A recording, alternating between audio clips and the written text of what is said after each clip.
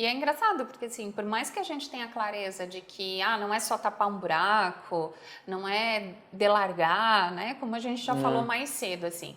Naquele momento, era exatamente isso que a gente estava querendo fazer. Inconsciente, né? Talvez, ou com algum grau de consciência, mas eu vejo que foi uma contratação equivocada que deu errado justamente por isso, assim, porque a gente estava fazendo isso, a gente estava querendo delargar. Então, ficam os aprendizados, né? Porque, sim, a gente erra. E a gente erra e, assim, eu estou trazendo um pouco para o lado do dono, né? Do gestor, né? Do empresário que tá começando a contratar, por exemplo. Eu falei anteriormente que, né, você fica com aquela sensação de que tem um volume muito grande, você não consegue mais dar conta, e aí você baixa um pouco essa guarda ou baixa os seus critérios. Às vezes a gente fala que a gente abaixa a régua, a gente fala, pô, a gente está muito criterioso, a gente está muito chato, a gente está muito cri-cri em relação a isso. Realmente, não, porque precisa. Porque lá no início eu também fiz contratações assim porque eu só queria colocar alguém naquela posição. E não me interessa se o cara tem competência comportamental, técnica. Não, cara, senta aí e faz isso aqui. E não dá certo, não funcionou. Algumas não funcionaram. Então, tem que ter consciência de que é um processo. E que precisa ir um pouco devagar, tem que ter estrutura, tem que ter coerência, porque senão você vai cometer erro e aí fica, depois que erra, tem que resolver. Dentro da minha jornada, né, de gestão de pessoas, dentro especificamente do bloco do recrutamento e seleção, eu sempre estive muito próxima de gerentes, né, até para poder azeitar isso, assim, né, e entender bem a demanda, a necessidade. Claro, eram estruturas diferentes da estrutura que hoje a gente tem, né, que hoje eu te ajudo a construir a posição. Mas é uma coisa que eu aprendi a duras penas, assim, de um gerente que eu sou muito grata por ele ter me ensinado isso, que ele sempre dizia, é melhor não ter do que a gente achar que tem. Então, isso virou, assim, um mantra para mim, que nesses momentos que a gente está nessa angústia de só fechar a vaga, de só ter alguém ali, a gente corre o risco disso, assim, de achar que tem e não tem. Né? E o investimento de tempo, né, que a gente faz onboarding, tem o ongoing, tem o treinamento depois, envolve toda a equipe, a gente já, no início do nosso, né, quando a pessoa entra, a gente já integra, então romper isso muito cedo, assim, é bem ruim. Eu já mandei gente embora com 2 semanas, porque na primeira semana eu vi que não ia dar, na segunda eu tive certeza que não ia dar. Eu falei, cara, a pessoa ficou assim, como assim? Eu falei, cara, não vai rolar. Porque eu errei em não validar alguns pontos no início. E até que foi rápido para corrigir, né? O difícil, às vezes, é que a gente tem um pouco de ego, né?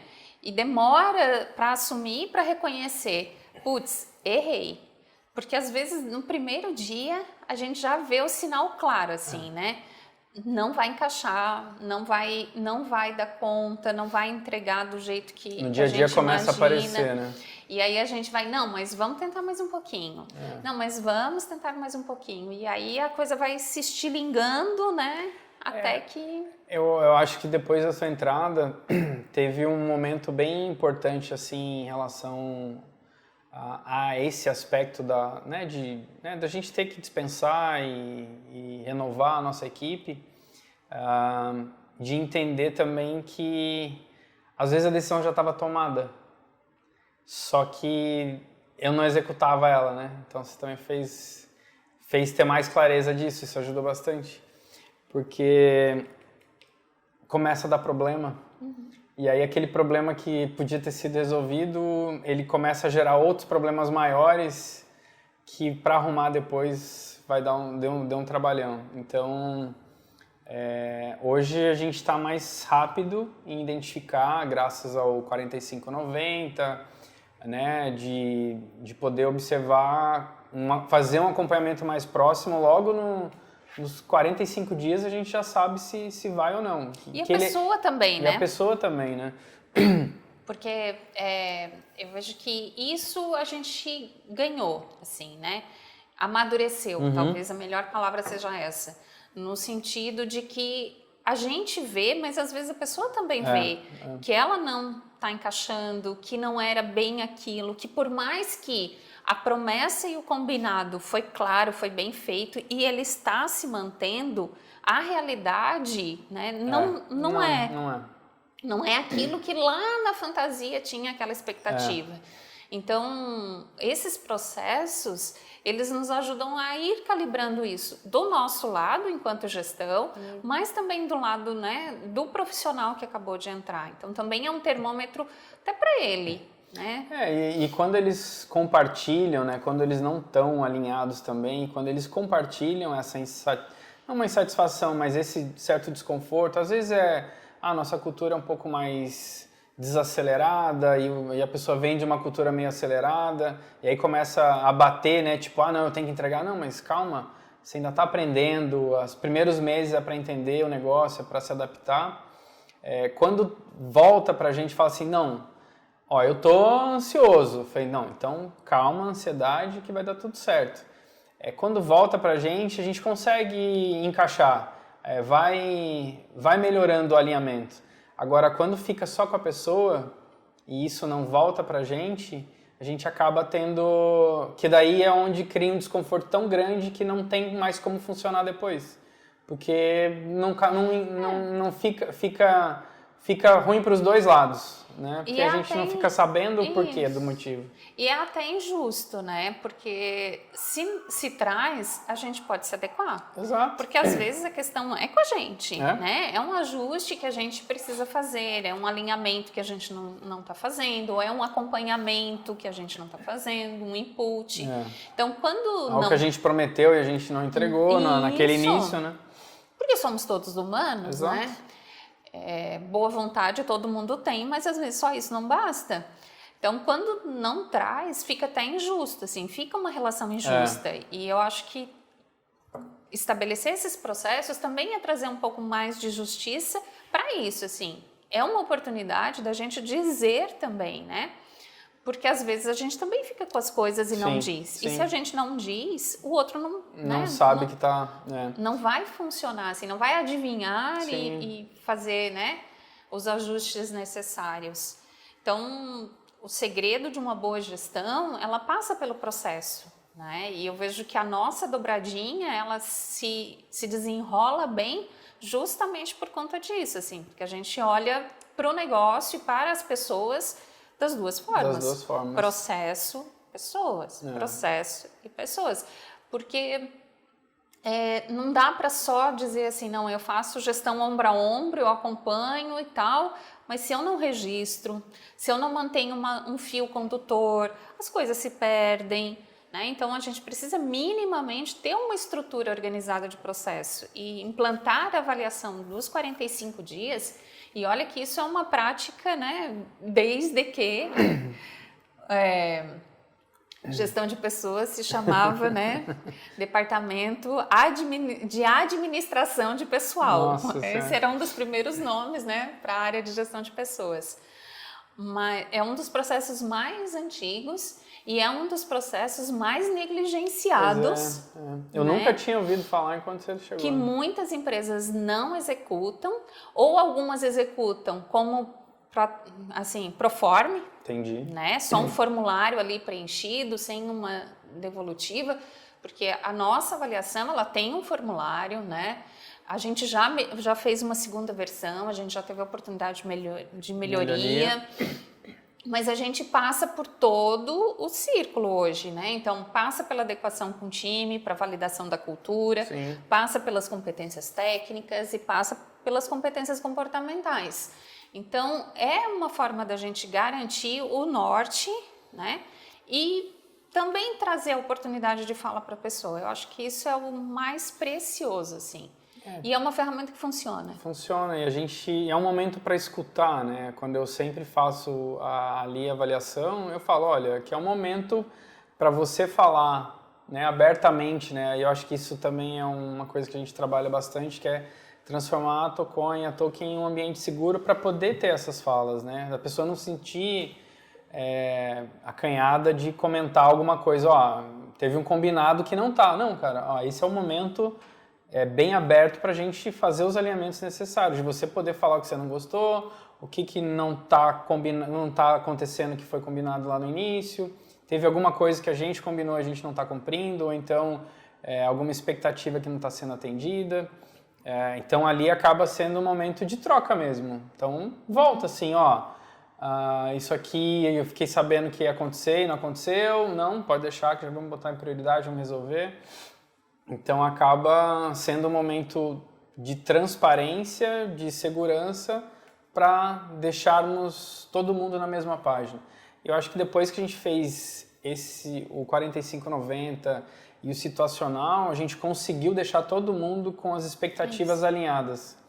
Isso também teve um diferencial muito grande na performance do time, a entender a expectativa que a gente queria das pessoas, que isso também acaba ficando um pouco ofuscado, né? Tá, o que ele quer de mim? E às vezes até a gente escutava isso, tá, mas o que você espera de mim, né? Por mais que tenha carga e responsabilidade, tem tudo descrito que o cara tem que fazer, quais são as tarefas, mas esse alinhamento de expectativa, de entrega, ele facilitou muito para todo mundo estar na mesma página. E não tem ninguém falando assim, eu estou entregando demais ou eu estou entregando de menos e não saber. Né? Acho que foi importante. E o quanto essas ferramentas, né, por mais simples que elas sejam, elas são um marco de profissionalismo. Eu vejo o quanto a gente se profissionalizou. Porque abrir esse canal seguro, ele requer que sejam profissionais. Sim. Né? Tanto quem fala como quem escuta. Recebe, exato. Né? Porque às vezes ouvir uma crítica, né? Um gestor, o suposto lugar do poder, né? Digamos assim, ouvir, olha, o seu comportamento também não está adequado, não está favorecendo a minha performance, também não é uma coisa bem digesta, né? Mas quando a gente vai criando esses mecanismos de profissionalização, vai refinando essa conversa e essa escuta.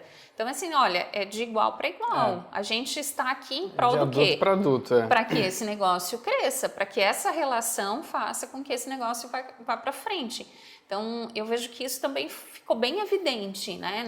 Na nossa rotina. Esse ano a gente teve algumas evidências, assim, do quanto amadureceu, né, e fortaleceu esse lugar, né, de ser mesmo um ambiente seguro. Né?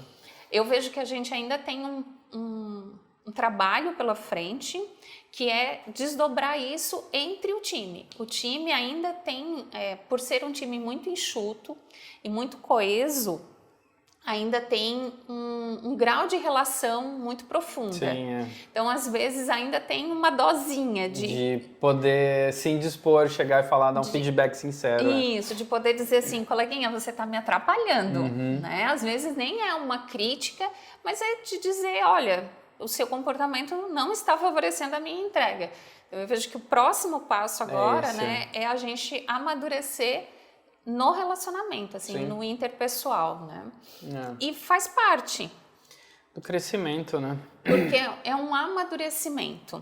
Sim. Né? Da mesma forma que a gente tem o nosso amadurecimento enquanto pessoa, né? E nas nossas físico, orgânico e emocional, nas relações de trabalho a gente também precisa passar por esse amadurecimento. Tem uma questão que com esse situacional a gente também conseguiu entender melhor como é a gestão de cada um, como fazer a gestão de cada colaborador. Eu acho que esse ponto aí que você está falando é um pouco disso. A hora que a gente colocou todo mundo na mesma página, a gente sabe quem são as pessoas que precisam mais de um apoio mais próximo, que é o pegar na mão, ajudar a fazer, quem é aquele que a gente consegue ir lá, dar uma tarefa, ir cobrar e ver um resultado, ou então um outro nível de delegação. Cara, tá aqui o projeto, executa e a pessoa toca sozinho. Então isso também ajudou a gente entender como cada um precisa ser gerido, para que eu como gestor também possa conduzir daquela forma. Porque eu lembro no passado esperar alguém que eu delegar alguma coisa para alguém que ainda não tem uma habilidade para poder receber um projeto na mão. Então isso também ajudou ajudou bastante a ter essa clareza. Não, essas pessoas, né, esses colaboradores aqui, essa parte da equipe tá em fase de mão na massa, pegar na mão e ajudar a fazer. Ah, não, essas aqui a gente já consegue colocar projetos na mão deles e eles vão executar sozinhos, né? E sabe, isso que você está trazendo é bem importante, porque às vezes a gente tem a ideia de que fazer gestão de pessoas é fazer tudo do mesmo jeito. É isso que eu ia falar, fazer todo mundo igual, do mesmo jeito para todo mundo, e não é. E a mesma coisa com o processo, né? O processo é um fio condutor, mas a execução com cada um, ela precisa ela é individual. ser isso, né? No um a um. Então, poder saber também diferenciar em que nível esse profissional está, qual é o momento que ele está, para poder facilitar, porque na verdade a gestão de pessoas é facilitação. Exato, a gente né? está aqui para ajudar, né? Isso, para contribuir para o desenvolvimento, para que ele entregue o melhor dele, para que ele cresça. Então, isso é muito importante, assim. E porque senão a gente mata o profissional. Se você delega para um profissional que precisa pegar na mão e ainda ter esse acompanhamento, essa etapa de validação, ele se perde, se frustra e acha que ele é incompetente. Se você pega na mão de um profissional que já está na autonomia, que já sabe o que tem para fazer, ele também se frustra, enche o saco e se sente assim, né, amarrado. É o micromanagement, né? Fica, o cara tá toda hora aqui me gerenciando, validando se eu tô fazendo tudo certo. E aí o gestor vira o chato, né? É verdade. Porque tá sempre no pé. Então, também poder calibrar e compreender o momento de cada um é muito importante. Sim. E esse é um ponto extremamente desafiador, porque precisa, assim, de muita paciência, de muita compreensão por parte do gestor. Tem que ter uma certa consciência, porque às vezes você vai meio que no automático e daqui a pouco você tem que falar, você tem que parar e falar, não, peraí, não posso ir dessa forma, eu preciso conduzir de outro jeito, porque senão não vai. E a gente às vezes vai até testando, né, Karina? Às vezes a gente experimenta, às vezes tem um que está ali bem no meio, quase podendo delegar, a gente dá um projetinho, bota na mão, vê como é que funciona, vai vendo os resultados, vai vendo como se comporta e vamos alinhando conforme o desenvolvimento dele. Essa parte é bem interessante. Porque tem um fio condutor, né? Tem a regra geral para todos. A regra é para todos. Mas a execução, ela passa pela individualidade de cada um e pelo momento de carreira e pela responsabilidade do cargo também. Porque tem cargos que precisam desse acompanhamento, desse gerenciamento, pela complexidade do próprio cargo. Porém, existem outros que também, pela complexidade, precisa de muita autonomia para que a entrega aconteça. Que se ficar no microgerenciamento, não entrega. Trava. E é muito ruim, né? Eu acho que ao longo das nossas carreiras a gente já teve essa oportunidade, né? Apesar de que tu é mais tempo empreendedor do que... Não, eu trabalhei bastante. Né? Sou pouco tempo empreendedor. Mas eu já tive a possibilidade de passar por gestores de... Eu sou uma pessoa muito privilegiada, né? Eu acho que eu tive bons líderes, até os que foram mais duros, eles me ensinaram... a contribuir. Sim, me ensinaram bastante. Mas eu já acompanhei muito, assim, né? Tive a oportunidade de acompanhar gestores que faziam microgerenciamento e mataram profissionais super talentosos, muito criativos, que tinham, sabe, um potencial de entrega gigantesco e não entregavam porque o gestor não dava o espaço. A mesma coisa, o contrário, assim, de profissionais que iriam se tornar excelentes, mas que precisavam desse cuidado, desse acompanhamento e por terem assumido uma responsabilidade muito maior do que tinham condições no momento, de não darem conta. E a gente escuta muito isso nas entrevistas, né? O que mais a gente escuta isso é... não, eu quero autonomia. Não consigo ter, né? Não tenho essa autonomia em alguns lugares que já passaram. Então, é bem... E é muito individual, porque também o que tu falou, assim, né? Precisa ser acompanhado. Porque às vezes a gente acredita que já está pronto para ganhar aquela autonomia. E às vezes a gente não está. Às vezes a gente acha que já está maduro o suficiente, que já entendeu de tudo, que já... Então, assim, quando a gente tem essa relação de confiança com a nossa gestão e a gestão diz assim, ainda não é o teu momento, a gente precisa acreditar, porque não é. Eu acho que daí tem uma questão de entender também o nível da gestão, né? Então, se vem de resultados positivos e coisas boas, aí tudo bem, porque eu nunca trabalhei para ninguém nesse nível, então também eu já não tenho experiência. E é engraçado, né? Porque eu não tenho experiência de ter, acho que eu trabalhei, sei lá, para duas pessoas na vida. Aí 3, se eu for lembrar lá dos meus primeiros empregos. Mas no nível corporativo igual a gente vive hoje, nunca. Né? Então eu não sei o que é alguém tá olhando para mim, para me desenvolver e preocupado com a minha entrega. Não, era tipo, senta e faz, e um negócio meio no grito, assim, né? Era bem complexo. Mas foi uma boa escola. Foi uma boa escola porque... Do que não fazer. Do que não fazer, exatamente. E eu lembro que quando eu comecei a empreender, eu falei, desse jeito eu sei que não vai ser, porque não foi saudável para mim. Mas sabe, Bruno, às vezes tem muito mais valor a gente saber o que a gente não quer, de que jeito que a gente não quer seguir, conduzir as coisas, porque passa por isso, assim. A gente lê um monte de livro, a gente faz curso, a gente tem um monte de teoria na cabeça. É na prática que mas é na se prática, constrói. é na vivência. E assim, uma coisa é tu ler a teoria no livro e outra é tu sentar na frente de duas pessoas completamente diferentes, com histórias diferentes. Cada um vai receber de um jeito. Então, vai interpretar do jeito que quiser, né? E aí tu ter clareza assim, não, desse modelo eu não quero. Sim. Já é assim, quase que 50%. Porque tu vai ter que dar o teu colorido também. E aí você vai aprendendo conforme você vai dançando a música, né? Porque a primeira empresa, a minha gestão já não era... Eu tinha um pouco, mas não era igual é hoje. Com certeza não teve o impacto que tem hoje na Toconho. Mas eu aprendi bastante, eu acho que é um processo.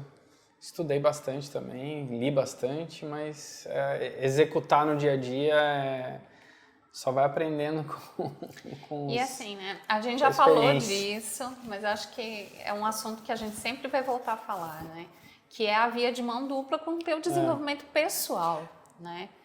Porque assim, não é só o que tu leu, o que tu estudou, o que tu viveu, mas também o impacto disso tudo no teu eu, né? Eu, Bruno Lima. Então, por onde isso passa? Empresa forte, CPF fraco não funciona. Tem que ter um desenvolvimento, né? Eu acho que isso aconteceu nos últimos 4 anos.